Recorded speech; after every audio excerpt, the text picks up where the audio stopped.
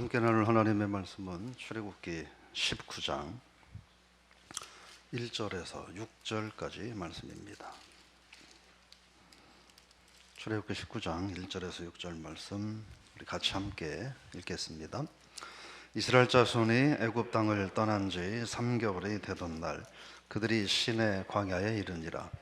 그들이 르비딤을 떠나 시내 광야에 이르러 그 광야에 장막을 치되 이스라엘이 거기 산 앞에 장막을 치니라. 모세가 하나님 앞에 올라가니 여호와께서 산에서 그를 불러 말씀하시되 너는 이같이 야곱의 집에 말하고 이스라엘 자손들에게 말하라. 내가 애굽 사람에게 어떻게 행하였음과 내가 어떻게 독수리 날개로 너희를 업어 내게로 인도하였음을 너희가 보았느니라. 세계가 다 내게 속하였나니 너희가 내 말을 잘 듣고 내 언약을 지키면 너희는 모든 민족 중에서 내 소유가 되겠고 너희가 내게 대하여 제사장 나라가 되며 거룩한 백성이 되리라. 너는 이 말을 이스라엘 자손에게 전할지니라. 아멘. 할렐루야. 오늘 거룩한 제사장 민족이 되라, 그런 제목으로 말씀을 나눠보고자 합니다. 1절에 보니까 이스라엘 백성들이 애굽을 나온 지 3개월이 되던 날 그들이 시내 광야에서 이르렀다, 이렇게 말합니다.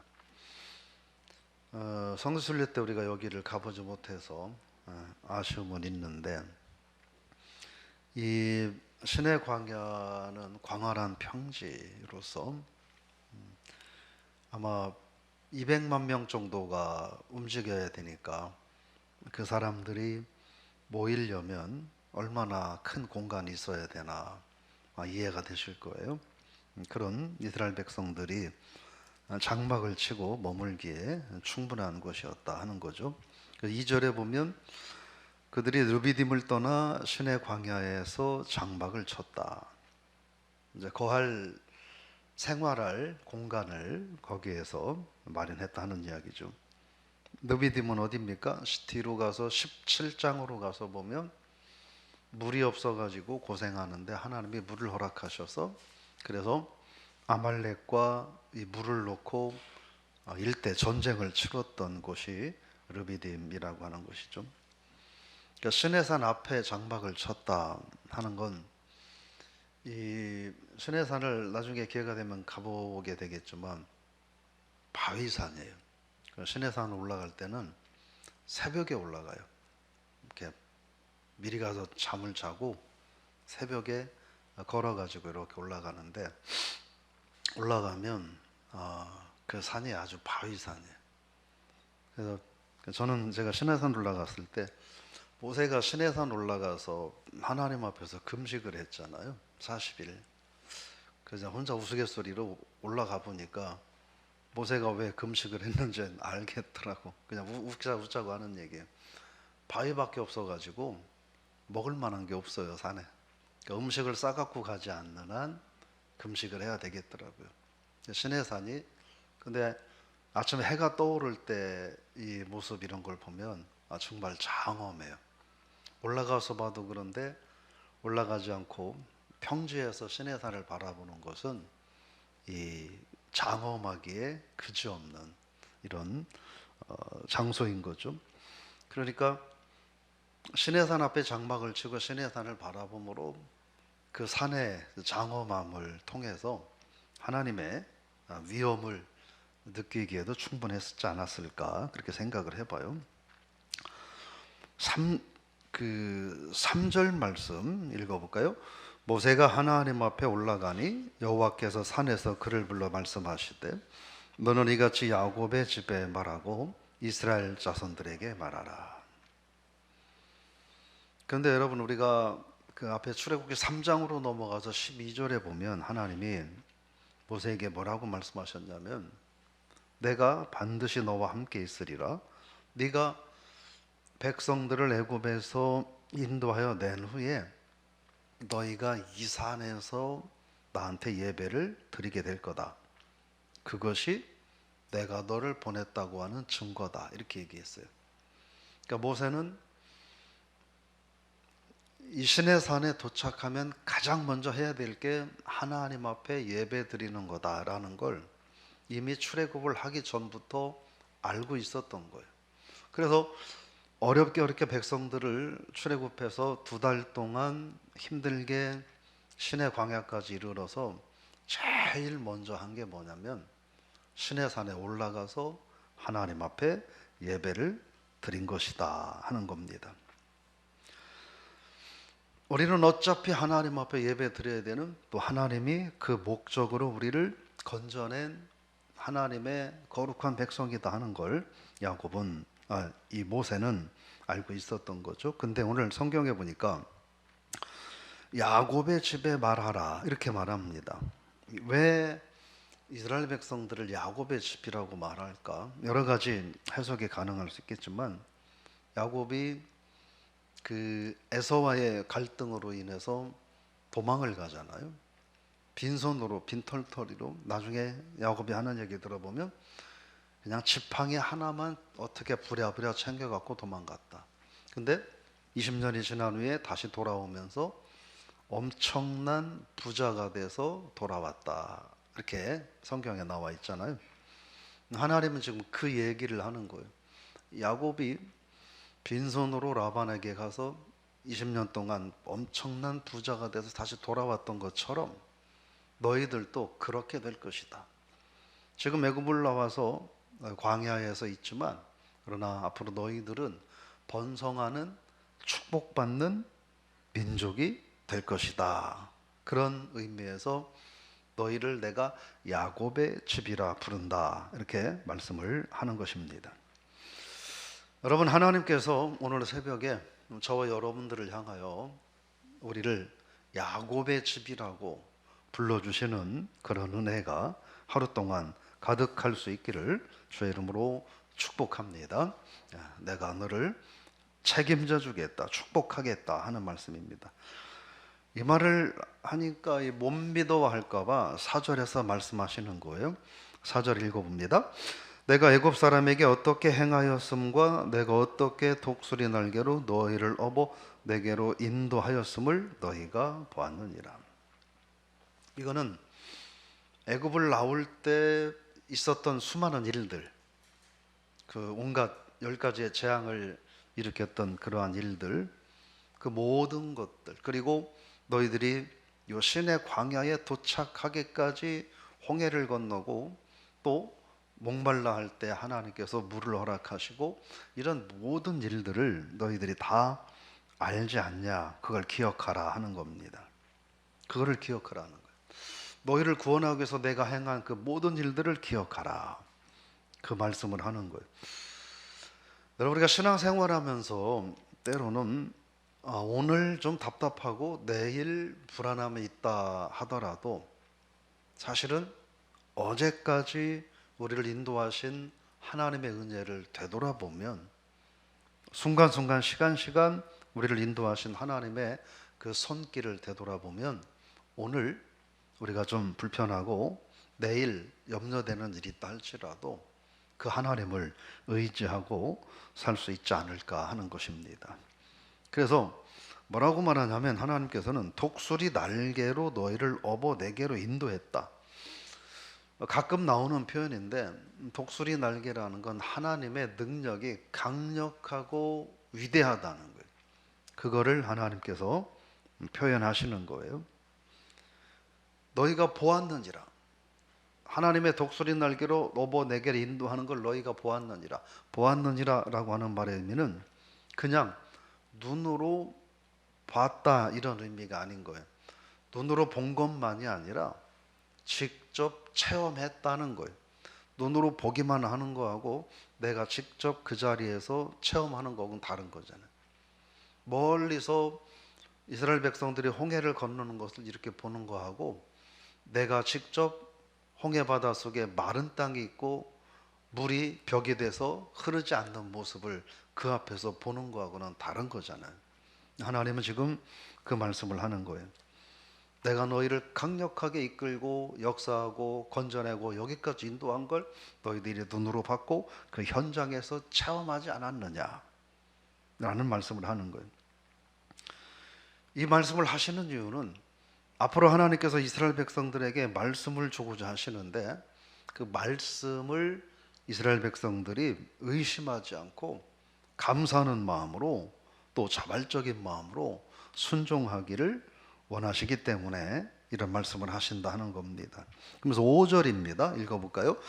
세계가 다 내게 속하였나니 너희가 내 말을 잘 듣고 내 언약을 지키면 너희는 모든 민족 중에서 내 소유가 되겠고. 세계가 다 내게 속했다. 이것은 모든 내가 창조자다 하는 말이에요. 그러니까 너희가 내 언약을 지켜라 하는 거예요.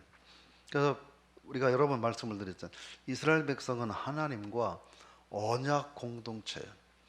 하나님과 언약을 맺고 하나님도 언약을 지키고 이스라엘 백성도 언약을 지키면 그 언약은 뭐예요? 너희는 내 백성이 되고 나는 너희 하나님이 되겠다. 언약을 지키라는 거예요. 즉 하나님의 백성이 되는 조건은 간단하다. 하나님의 언약, 하나님의 말씀을 지키느냐 지키지 않느냐에 따라 있다 하는 것입니다. 이 말을 우리의 삶과 연관돼서 얘기를 해본다면, 오늘 저와 여러분들이 하나님의 말씀을 지키고 순종하며 살아간다면 우리는 하나님의 백성 된다는 것을 여러분 기억하시고 하루 동안 하나님의 백성으로 살 수 있기를 주의 이름으로 축복합니다. 근데 뭐라고 말하냐면 내 소유가 되겠다. 모든 민족 중에서 내 소유가 되겠다 얘기합니다. 소유라는 말은 조금 다른 의미가 있어요. 그냥 내 거다 이런 의미도 있는데, 여기서 말하는 소유라는 말은 우리 여러분들 집에 다 옷이나 신발 같은 거 다 있잖아요. 근데 그냥 있는 옷도 있고 어떤 옷은 내가 특별히 아끼는 옷이 있잖아요. 그죠? 특별히 내가 좀 아끼는 옷이 있다고. 소유라는 말은 바로 그 말이에요. 많은 것들 중에서 특별히 아끼고 아주 귀중하게 여기는 그걸 여기서 소유라고 말을 하는 거예요. 그러니까 무슨 얘기냐면 모든 세계가 다 나의 것이다. 세계 많은 민족들이 있다. 그런데 그 중에 너희는 내 소유다. 이 말은 세계 많은 민족들이 있지만 그 가운데 너희는 내가 특별히 소중하게 여긴다. 특별히 너희는 내가 아주 귀하게 여긴다 하는 뜻이 소유다라고 하는 거예요. 여러분, 저와 여러분들도 오늘 하루 세상을 살아가면서 하나님의 소유된 자녀라는 사실을 기억하시기를 주의 이름으로 축복합니다. 세상에 많은 사람들이 있지만 그 가운데 특별히 사랑하고 특별히 선택하고 특별히 귀하게 여기는 하나님의 소유임을 감사하며 고백할 수 있기를 주의 이름으로 축복합니다. 6절입니다. 읽어봅니다. 너희가 내게 대하여 제사장 나라가 되며 거룩한 백성이 되리라. 너는 이 말을 이스라엘 자손에게 전할지니라. 하나님이 독수리의 날개와 같은 어마어마한 능력으로 이스라엘 백성들을 선택해서 여기까지 건져낸 이유, 또 세계 모든 열방 중에 특별히 귀중히 여겨서 뽑아놓은 이유가 있다는 거예요. 그게 뭐냐? 하나님 앞에서 제사장 나라가 되고 거룩한 백성이 되라고 부르셨다는 거예요. 제사장 나라라고 하는 건, 제사장의 역할이 뭡니까? 하나님과 사람들 사이에서 중재자 역할을 하는 거예요. 사람들의 죄를 하나님 앞에 고하고 그로 인해서 하나님께서 그들을 용서하시는 중재자 역할이에요. 그러니까 이스라엘 민족을 제사장 나라가 되게 하겠다라는 의미는 뭐냐면, 세계 모든 열방들과 하나님 사이에 이스라엘 민족이 제사장과 같은 중재자 역할을 하게 하겠다는 거예요. 이것은 아주 중요한 이야기죠. 그래서 우리는 알고 있어요. 이스라엘 백성들이 하나님 말씀에 순종하지 않고 불순종하고 심지어 예수 그리스도를 십자가에 못 박아 죽임으로 인하여, 그리고 이 구원의 복음을 거부함으로 인하여 그들이 세계 모든 민족의 거룩한 제사장 나라가 되지 못했다는 사실을 우리는 알고 있죠. 그래서 우리가 오늘 말씀을 통해서 거룩한 백성이 되리라 라는 건 하나님의 영광을 위해서 살아가는 민족이 되리라 라는 말인 거예요. 여러분, 이 말씀을 우리가 우리의 삶과 연관지어서 생각해 보면, 하나님이 저와 여러분들 한 사람 한 사람을 구원하시고 지금까지 인도하는 것은 목적이 있다는 거예요. 너만 예수 잘 믿다가 너만 조용히 천국에 오라는 것이 아니라, 내가 너를 구원해서 하나님의 자녀로 삼은 것은 너로 하여금 너의 가정의 제사장이 되게 하기 위함이다. 너로 하여금 너의 삶의 주변의 제사장이 되게 하기 위함이다. 즉, 우리는 어떤 삶이냐? 하나님께서 이 세상에서 죽어가는 많은 영혼들을, 또 죽어가는 가문, 죽어가는 친구들, 그 사이에서 거룩한 제사장이 되라고 우리를 하나님이 구원하셨다는 거예요. 신앙생활하면서 이걸 잃어버리고 이걸 소홀히 여기면 안 되는 거예요. 이스라엘 백성들이 그것을 소홀히 여기고 거부한 결과 그들은 하나님의 그 모든 축복을 다 잃어버렸어요. 사랑하는 성도 여러분, 신앙생활을 하면서 영혼을 구원하는 일은 귀찮죠. 귀찮아요. 나 편한 것만 추구하면 절대로 전도 못해요. 그죠? 우리는 무엇을 해야 되냐면, 영혼을 구원하는 거룩한 제사장의 사명이 있다 하는 것입니다. 정리해보면, 하나님은 이스라엘 백성들을 향한 분명한 목적이 있었다. 그들을 구원하신 분명한 목적이 있었다. 그 목적은 제사장 민족이 되어서 하나님 영광을 드러내는 거였고, 제사장 민족이 된다는 건 이 땅에서 제사장의 삶을 산다는 것이고, 제사장적인 삶을 그냥 살 수 없으니까 20장부터는 하나님이 말씀을 주시는 거예요. 하나님의 거룩한 말씀을 주셔서 그 말씀에 순종하고 살라고 하시는 거죠. 즉, 제사장 백성은 두 가지. 첫째는 하나님의 말씀에 순종하며 사는 삶을 살아야 하고, 그 삶은 어떤 삶이냐? 민족과 민족, 그리고 사람과 하나님 사이에 주님이 그리하셨던 것처럼 중재자, 즉 영적 제사장의 역할을 해야 한다. 교회는 열심히 다니는데 영적 제사장 역할을 아예 하지 않고 귀찮아서 안 하고 불편해서 안 하면 그거는 온전한 신앙생활이라고 결코 말할 수 없다. 거룩한 제사장 백성답게 사는 삶이라고 말할 수 없다라는 것을 우리가 기억하고, 오늘 우리에게 주신 말씀에 순종하고, 하나님 오늘 우리 민족이 거룩한 제사장 민족이 되게 해 주옵소서. 우리 교회가 거룩한 제사장 교회가 되게 하옵소서. 우리의 가정이 거룩한 제사장 교회가 되게 하옵소서. 나 자신이 거룩한 제사장으로 살게 하여 주옵소서. 기도하는, 그래서 우리의 그 기도가 하나님 앞에 이루어지고, 그래서 하나님이 우리를 택하신 목적을 잘 이루어가고 감당하는 복된 삶이 되시기를 주님의 이름으로 축복합니다. 하나님, 이스라엘 백성을 구원하신 하나님의 분명한 목적이 있었습니다. 애굽에서 살고 있는 게 불쌍해서 그들을 구원하신 것이 아니라, 그들을 세계 모든 열방 가운데 제사장 민족으로 삼기 위하여 하나님은 그들을 구원하신 겁니다.